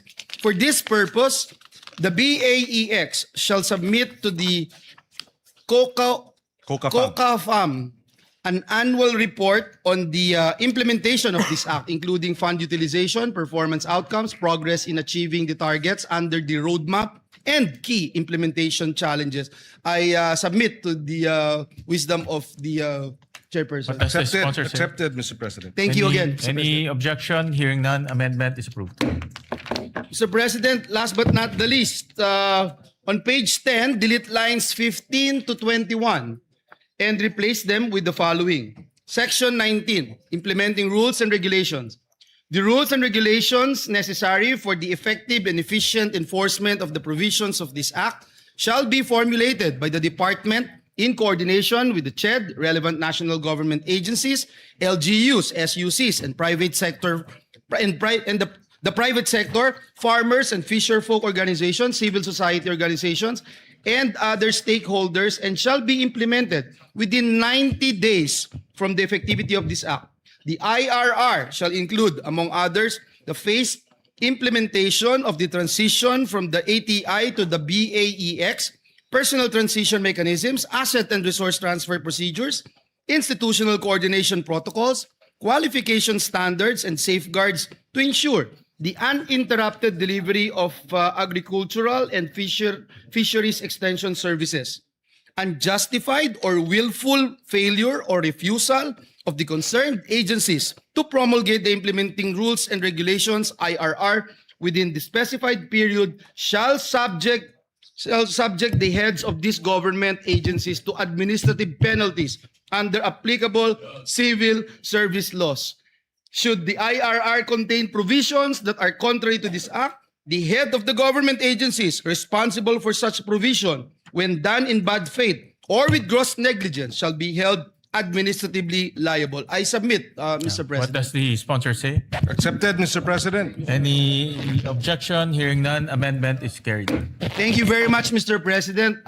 We'd like to put on record our sincerest thanks and gratitude to our distinguished sponsor of the measure. Thank you, Mr. President. Thank you, dear colleague. We'd like to thank Senator Joel for his amendments. Mr. President, with the permission of the majority leader, we just have a few more amendments for this measure. Please proceed. Yes, Section 4, creation of the Bureau of Agriculture Extension, BAEX, first paragraph, on page 3, line 27, between the words agriculture and extension, insert the phrase and fisheries. And on the same line, delete the acronym BAEX and replace with the acronym BAFEX. This shall be an omnibus amendment in the bill to reflect the name of the new DA Bureau, which is the Bureau of Agriculture and Fisheries Extension, or BAFEX. The first paragraph of Section 4 as amended shall now read as follows. Creation of the Bureau of Agriculture and Fisheries Extension, BAFEX. The Agriculture Training Institute is hereby transformed and strengthened into the Bureau of Agriculture and Fisheries Extension, hereinafter referred to as the BAFEX. It shall be a line bureau in the Department of Agriculture under the supervision of the Undersecretary for Operations. As a line bureau, it shall maintain physical offices at the national, regional, provincial, and municipal levels. So move, Mr. President. Any objection? Hearing none, amendment is approved. On the same Section 4, second paragraph, on page 4, line 4, after the word section, delete the number 8 and replace with number 9. And it shall now read as follows. The BAFEX shall be headed by a bureau director with 2 assistant directors at the national level who shall head the technical services and administration and finance service. Technical service and administration and finance service, respectively. It shall further be comprised of such other personnel nationwide as indicated in the plantilla under Section 9. So move, Mr. President. Is there any objection? Hearing none, amendment is approved. Thank you, Mr. President. Section 9, plantilla of BAFEX personnel. first paragraph, on page 6, line 25 to 31. Starting from the word agriculture, on line 25, delete the rest of the paragraph ending with the word country on line 31 and replace with the following. Director, Provincial Agriculture Extension Officer, Assistant PAEO, and Agriculture Extension Workers, AEWs. The department shall provide the details of the plantilla reflecting a minimum of 3 AEWs in every municipality in the country. The first paragraph of Section 9 shall now read as follows. Section 9, plantilla of BAFEX personnel. There shall be a plantilla of positions in the BAFEX, namely Bureau Director, 2 Assistant Directors, Regional Director, Provincial Agriculture Extension Officer, PAEO, Assistant PAEO, and Agriculture Extension Workers, AEWs. The department shall provide the details of the plantilla reflecting a minimum of 3 AEWs in every municipality in the country. So move, Mr. President. Is there any objection? Hearing none, amendment is approved. Section 9, third paragraph. On page 7, delete the entire paragraph on lines 5 and 6 and replace with the following paragraph.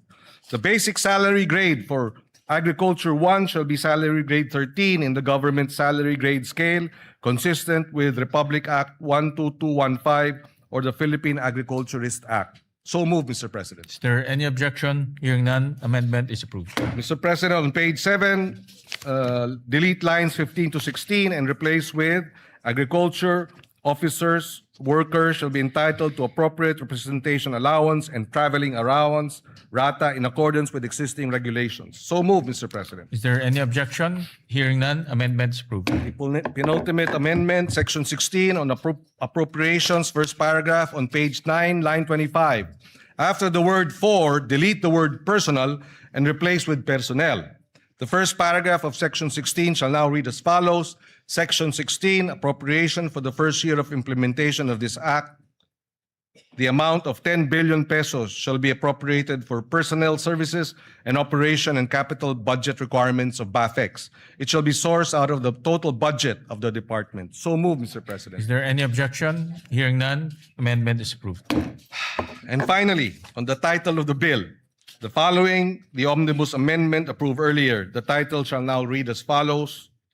An act strengthening the National Agriculture and Fisheries Extension System to accelerate agriculture and fisheries development, creating the Bureau of Agriculture and Fisheries Extension, BAFEX, and appropriating funds therefore. Subject to style, Mr. President, so move. Is there any objection? Hearing none, amendment is approved, subject to style. Thank you, Mr. President. There are no other amendments. With the permission of the Majority Leader, I move to terminate the period of amendments. Thank you very much, Mr. President. With that, no other member wishes to make any further amendments. I move to close the period of amendments. Is there any objection? Hearing none, period of amendments hereby closed. Mr. President, I move to approve on second reading Senate Bill number 1991 under Committee Report number 53. Is there any objection? Hearing none, Senate Bill number 1991 is hereby approved on second reading. Please double. Thank you, Mr. President. Move to suspend Thank you, consideration. of the Mr. measure. President. Consideration of Senate Bill number 1991 is hereby suspended. And we'd like to congratulate the distinguished colleague for that. Mr. President, I move, finally, we'll take up one more bill and one sponsorship of another bill, and then we can suspend for the CA. And then we'll take up the other bills this afternoon when we come back, Mr. President. Mr. President, I move that we resume consideration of Senate Bill number 1905 under Committee Report number 35. I so move, Mr. President. Is there any objection? Hearing none, motion is approved.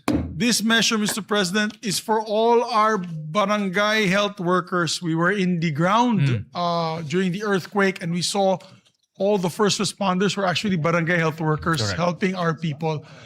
We promised them, Mr. President, we will pass this, and therefore I would like to recognize, sponsor Senator Buizon for their finalizing our amendments on this measure, Mr. President. By the way, for the record, Mr. President, we passed this already in the last Congress.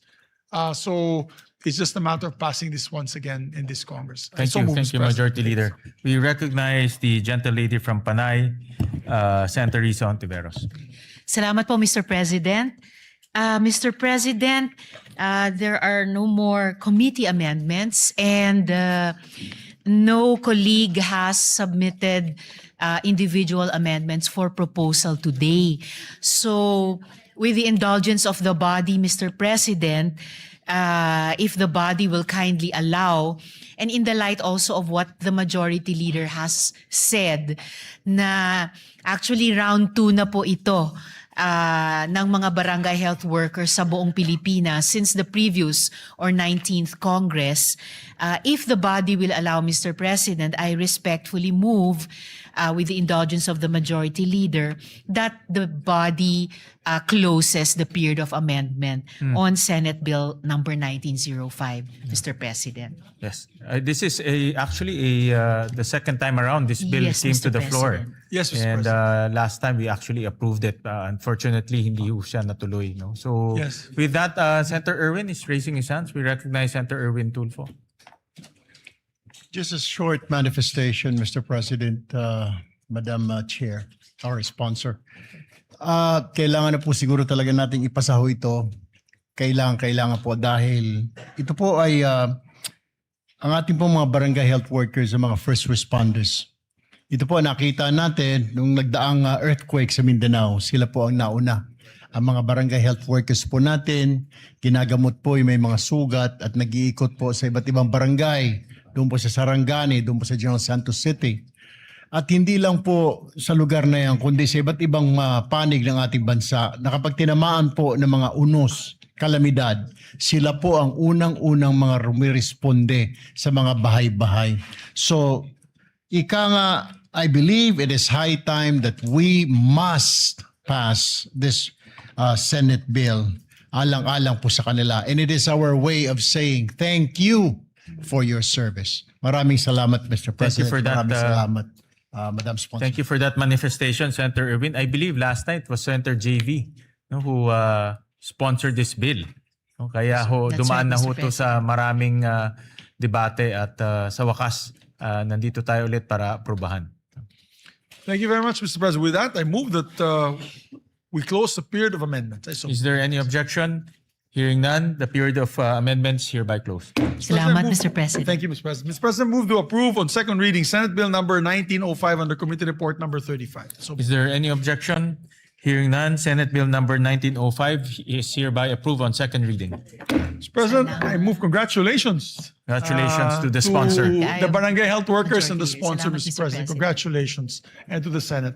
Mr. President, move to suspend consideration of the same. The consideration of the aforementioned bill is hereby suspended. Mr. President, I move that we proceed to reference of business, short reference of business. The Senate Secretary is directed to read the reference of business. Reference to business, message from the House of Representatives, letter from the House informing the Senate that on 3 June 2026, it passed the following House bills in which it requests the concurrence of the Senate. House number A389, an act prohibiting political dynasties in national and local elective offices. Referred to the Committee on Electoral Reforms and People's Participation and Constitutional Amendments and Revision of Codes. House number 9466, an act converting the National Feeding Program into a National Nutrition Program by expanding its scope and coverage and enhancing its support mechanisms, appropriating funds therefore, amending RA 11037 or the Masustansyang Pagkain para sa Batang Pilipino Act. Referred to the Committees on Basic Education, Agriculture, Food and Agrarian Reform, Ways and Means, and Finance. Committee Report 71, jointly by the Committees on Basic Education, Agriculture, Food and Agrarian Reform, and Finance on Senate number 2272, with Senators Tulfo R, Pangilinan, Marcos, Estrada, Villanueva, Lapid, Villar M, Aquino, Ejercito, Tulfo E, and Villar C as authors. An act strengthening and expanding the National Nutrition Program, amending for the purpose Republic Act number 11037, otherwise known as the Masustansyang Pagkain para sa Batang Pilipino Act, appropriating funds therefore, recommending approval in substitution of Senate numbers 87, 219, 431, 902, 1145, 1192, 1207, 1312, 1375, 1471, and 1767. Sponsor, Senator Aquino. To the calendar for ordinary business. Majority Leader. Oo nga. Plenary na.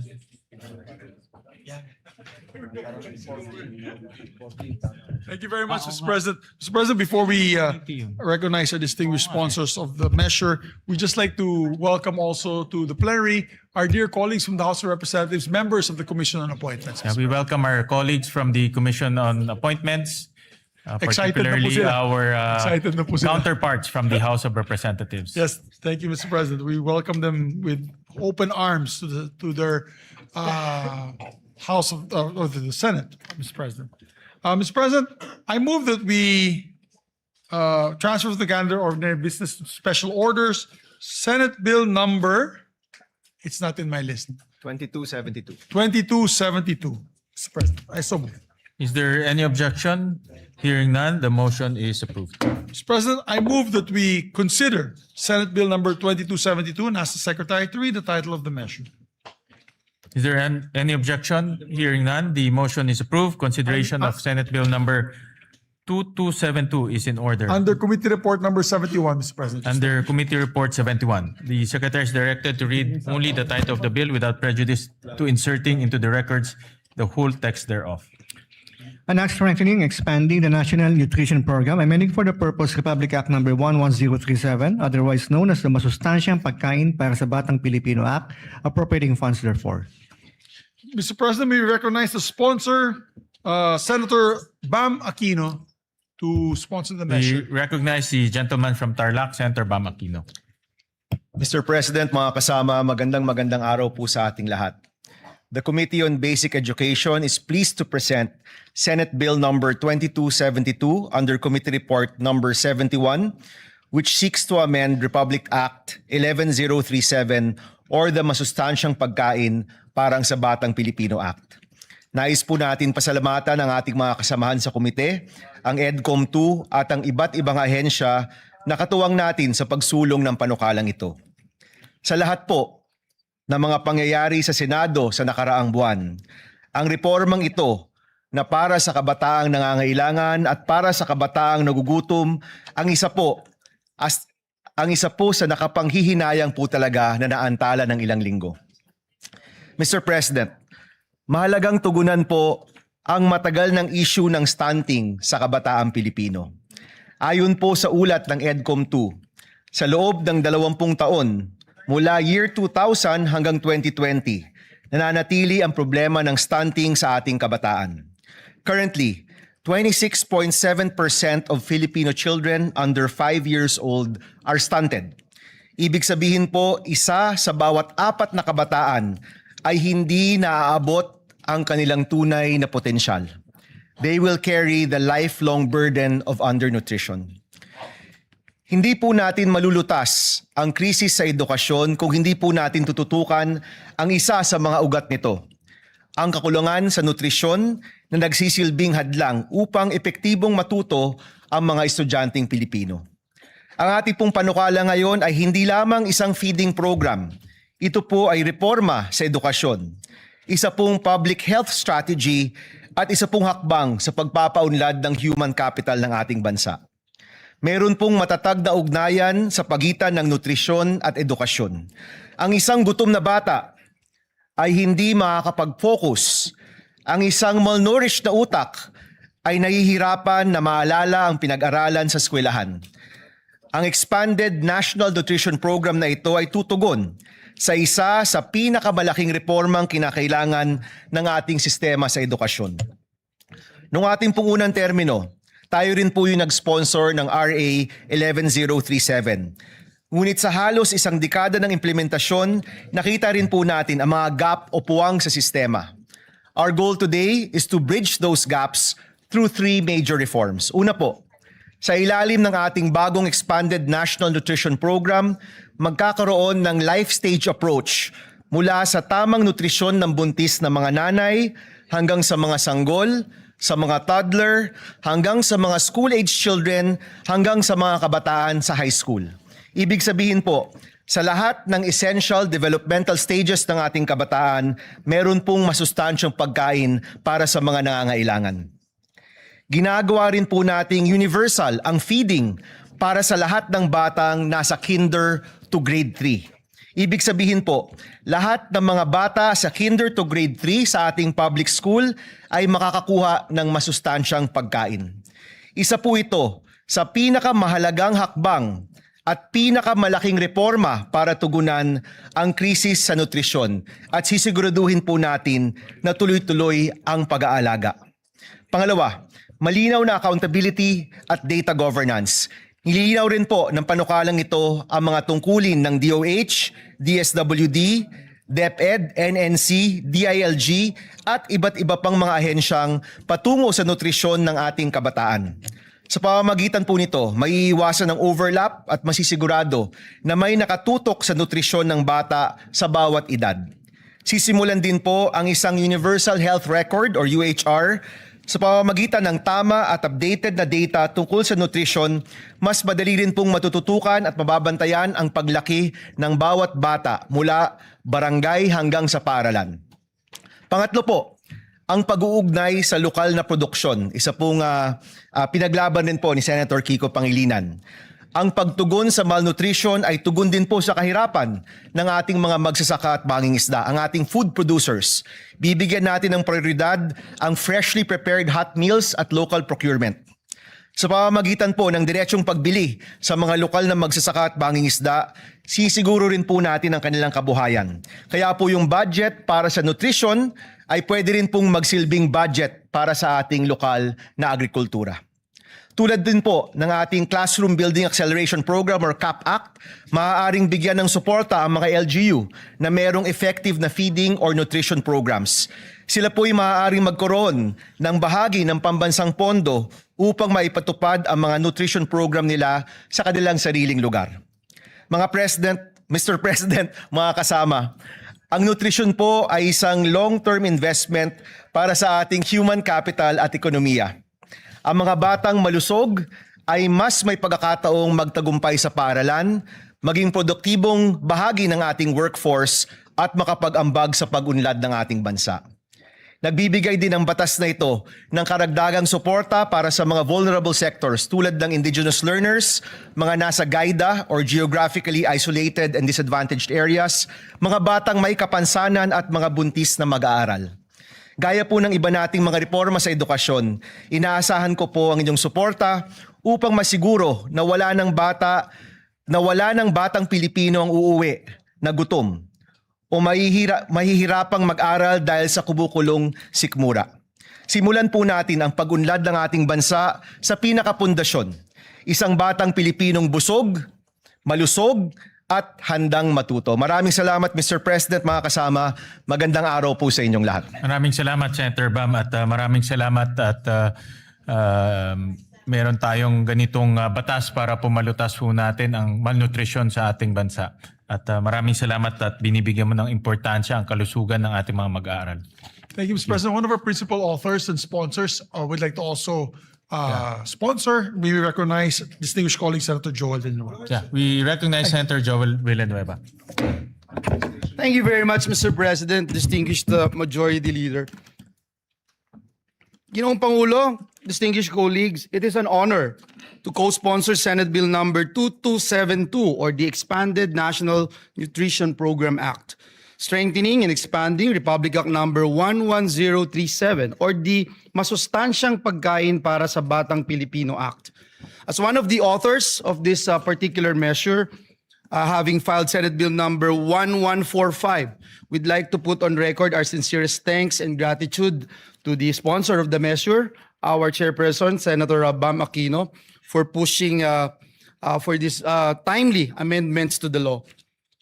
Ginoong Pangulo, kapag po ang isang batang Pilipino ay pumapasok sa paaralan na wala pong laman ang sikmura, hindi lang po tiyan ang walang laman, unti-unti rin pong nauubos ang kanyang pag-asa.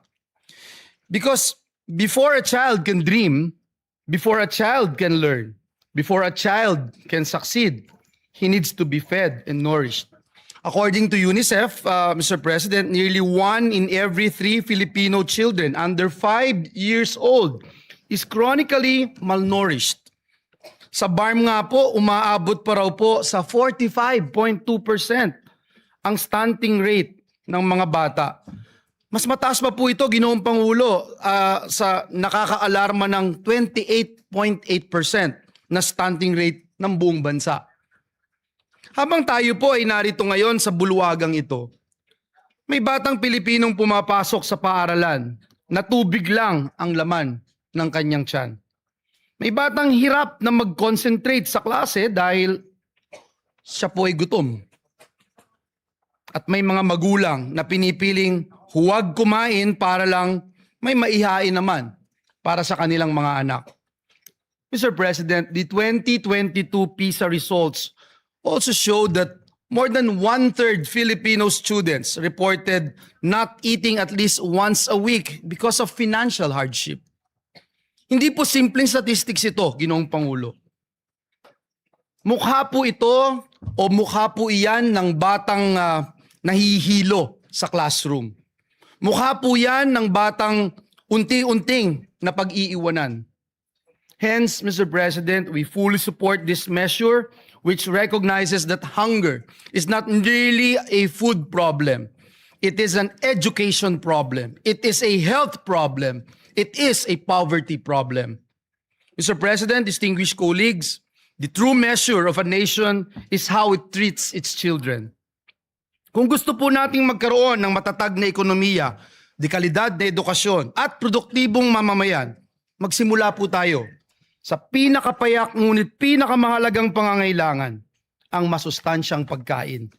Kaya naman po sa panukalang batas na ito ay laban po ito sa kontragutom, laban kontra gutom, laban kontra stunting, laban kontra kahirapan, at laban para sa kinabukasan ng bawat batang Pilipino. Naniniwala po tayo, Ginoong Pangulo, na kapag busog ang bata, mas malakas at mas ganado po siyang mangarap. Mas handa po siyang matuto at mas handa po siyang lumaban sa buhay. At kapag ang batang Pilipino ay lumaking malusog, ang buong bayan po ang aangat. Dahil walang batang Pilipino ang dapat matulog na gutom at walang batang Pilipino ang dapat mangarap ng walang laman ng tiyan. Muli, Ginoong Pangulo, maraming salamat at pagpalain po tayong lahat ng ating Panginoong Diyos. Maraming salamat, Senator Joel Villanueva. We recognize the gentleman from Pampanga, Senator Kiko Pangilinan. Maraming salamat, Mr. President. Just a quick manifestation. We will submit our co-sponsorship speech for this measure. We congratulate Senator Bam Aquino for marshalling this through. Nung nakaraang dalawang kampanya po natin ay pagkain at gutom ang ating tinututukan. Kaya ito'y isa sa mga mahalagang panukalang batas na dapat lamang ay maipasa kaagad. Isang pondo, Mr. President, 4 ang tinutugunan. Kahirapan, kalusugan, edukasyon, at agrikultura at pangingisda, Mr. President. 4 ang tinutugunan, isang pondo, Mr. President. Hindi lang gutom ng ating mga kababayan, ang ating mga anak, pati ang gutom ng ating mga magsasaka at mangingisda na maibenta ng tama ang kanilang ani at huli para gumanda ang kanilang kita, matutugunan din ng panukalang ito. Kaya we will submit our co-sponsorship speech, and we thank Senator Bam Aquino for marshalling this measure. Maraming salamat, Mr. President. Thank you. very much. We also recognize the gentleman from Palawan, Senator Erwin Tulfo. Mr. President, distinguished colleagues, I rise today to manifest my full support on Senator Bam Aquino's bill and formally co-sponsored the bill on the expanded National Nutrition Program under Committee Report number 71. Section 15, Article 2 of our 1987 Constitution explicitly mandates that the state shall protect and promote the right to health of the people. Yet, despite our past legislative efforts, we are cognizant of the stark reality that child malnutrition remains a formidable crisis in our country. Under Republic Act number 11037 or the Masustansyang Pagkain para sa Batang Pilipino Act, our national feeding program is currently limited to a period of 120 days. Mr. President, this is simply insufficient to sustain the nutritional requirements of our growing children from prenatal period to their school age years. Hindi naman po nawawala ang gutom at malnutrisyon pagkalipas ng 120 days. Sa katunayan, karamihan sa mga kaso ng stunting ay nagsisimula sa unang yugto ng buhay ng isang bata.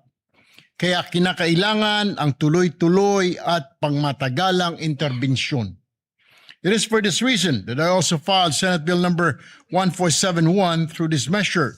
We seek to extend the national feeding program. Furthermore, this bill represents an opportunity to simultaneously uplift another marginalized sector by harmonizing this measure with Section 11 of Republic Act number 11321 or the Sagip-Saka Act. We mandate the direct purchase of agricultural and fishery products from accredited farmers and fisher folks cooperatives. Mr. President, by linking our national feeding initiatives directly with our local producers, we combat the hunger that impairs our students' ability to learn, and we secure reliable livelihood for our agriculture sector. Win-win solution para sa ating mga mag-aaral at magsasaka. I therefore co-sponsor this vital measure and earnestly urge my distinguished colleagues to please support its swift passage. Maraming salamat po, Mr. President. Majority Leader. Thank you very much, Mr. President. Mr. President, we congratulate the sponsors for this timely measure. We were talking about it with the Senate President really quick, just a quick manifestation. We have one of the shortest populations in Southeast Asia. There was a study recently made, and I read about it. Short in height, Mr. President, because of stunting due to malnourishment and malnutrition. And the fact is that we're a basketball-loving country. So if we do not address this, sayang naman yung pagmamahal natin sa basketball. As a matter of fact, nilampasan na po tayo ng leaps and bounds ng Vietnam and Thailand. The children's height or the height average of Vietnam and Thailand, matatangkad na sila. Because early on, they had promoted this school feeding program and nutrition program. So I'd like to thank Senator Joel Villanueva and Senator Bam Aquino for this measure, Mr. President, and we hope to pass this as soon as possible time. Majority Leader, Yes, with Mr. just a short manifestation, with the intervention of the Senate, Senator Bam, and the rest of our colleagues, we managed to increase the feeding program in DepEd to 28 billion pesos. So right now, ang target this year is to have universal feeding for kindergarten, grade 1, for 180 days. No? So araw-araw mapapakain na sila. And this bill bodes well with that budget because we need to institutionalize that. No? And kaya timely ho itong bill na ito para ma-institutionalize yung budget na inilagay ho natin. No? Thank you. Thank you very much, Mr. President. We need to do this and act on this measure with haste. Mr. President, I move to suspend consideration of the measure to allow our colleagues to study the measure further. Is there any objection? Hearing none, the aforementioned bill is hereby suspended. Mr. President, we'd just like to designate, before we suspend for the CA, we'd just like to designate the members of two bicameral conference committees that will happen very soon. I move that the Senate President rather designate the Senate conferees to the Conference Committee on the Disagreeing Provisions on Senate Bill number 1981 and House Bill number 4744. These are the bills on Private Basic Education Vouchers Assistance Act, Mr. President. Is there any objection? Hearing none, the following are designated conferees on the disagreeing provisions on Senate Bill number 1981 and House Bill number 4744. Senator Bam Aquino as chairperson, Senate President Win Gatchalian as the author of this bill, and Senator Joel Villanueva. For the minority, Senator Lauren Regarda and Senator Camille Villar. Thank you very much, Mr. President. Mr. President, I move also that we proceed with the Senate President's designation of Senate conferees to the Conference Committee on the Disagreeing Provisions on Senate Bill number 1966 and House Bill number 6636. This is the bill institutionalizing the Assistance to Individuals in Crisis Situations Act. I so move, Mr. President. Is there any objection? Hearing none. The following members are hereby designated as Senate conferees on the Conference Committee on Disagreeing Provisions on Senate Bill number 1966 and House Bill number 6636. They are Senator Erwin Tulfo as chairperson, members for the majority, Senator Ping Lacson, Senator Lito Lapid, Senator Vicente Soto III, and for the minority, Senator Bongo. Thank you, Mr. President. And also for the record, Senator Kiko Pangilinan would like to be co-author and co-sponsor of the committee report of Senator Bam, as well as yours truly, Mr. President, Yeah. if it can be made also co-sponsor and co-author. of So the same. recorded. Thank you. And Senator Rafi Tulfo as well, Mr. Yes, President. so recorded. Thank you, Mr. President. Mr. President, I move that we also elect, we have the list of the minority members to the CA so that they can also participate in today's commission on appointments. This list had come from the office of Senator Pia Cayetano. Mr. President, I move that we elect the following senators as members of the commission on appointments on the part of the minority: Senator Rodante Marcoleta, Senator Christopher Bongo, Senator Amy Marcos, Senator Loren Legarda, and Senator Jinggoy Estrada. I so move. Is there any objection? Hearing none, the motion is approved. And also, Mr. President, pursuant to Article 6, Section 17 of the 1987 Constitution, I move to elect the following members to the Senate Electoral Tribunal on the part of the minority: Senators Pia Cayetano and Senator Robin Hood Padilla. I so Is move. there any objection? Hearing none, motion is approved. With that, Mr. President, I move to suspend session until 3 o'clock in the afternoon to allow us to have our Commission on Appointments hearings this afternoon, Mr. President. I so move. Session is suspended.